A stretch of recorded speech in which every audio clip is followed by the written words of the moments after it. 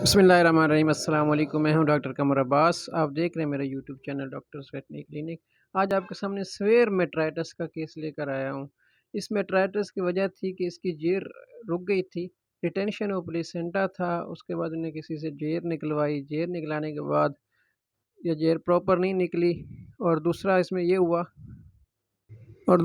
ये हुआ कि इसमें इन्होंने बाद में कोई अच्छी एंटीबायोटिक नहीं लगाई, कोई इंट्रायूट्राइन थेरेपी नहीं की गई। इसकी वजह से जानवर ये काफ़ी दिनों से बीमार है। इसका टेम्परेचर 104 105 रहा। ये बिल्कुल डोनर हो गया। उसके बाद उन्होंने कुछ टॉनिक्स वगैरह दी, हाल तो बेहतर है, लेकिन इसका प्रॉब्लम स्टिल अभी है। ये कितना इसमें पस है जो जानवर के लिए है। इसको हमने डोज किया। डोज करने के बाद इसके बाद हमने इसमें इम्यूनोग्लाइकोसाइड्स को इंट्रायूट्राइन रखा।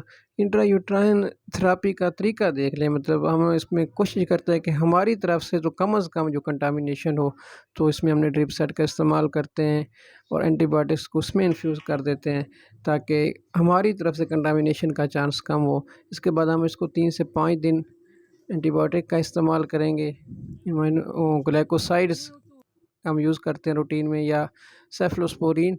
और इसके बाद हम एनासेड का इस्तेमाल करेंगे। इस वक्त भी इसका टेम्परेचर 104 है, तो हम फ्लोरनेक्सन मैग्लोमिन का इस्तेमाल करेंगे। तो उम्मीद है इंशाल्लाह 2-3 दिन के अंदर ये जानवर बेहतर हो जाएगा। और हमने अल्टरनेटिव डे पे इंट्रायूट्राइन थेरेपी लाजमी करनी है ताकि इसका जो इन्फेक्शन है वो कंट्रोल हो सके। उम्मीद करता हूँ कि वीडियो आपको पसंद आई होगी। मज़ीद वीडियो देखने के लिए देखते रहें डॉक्टर्स वेटनरी क्लिनिक।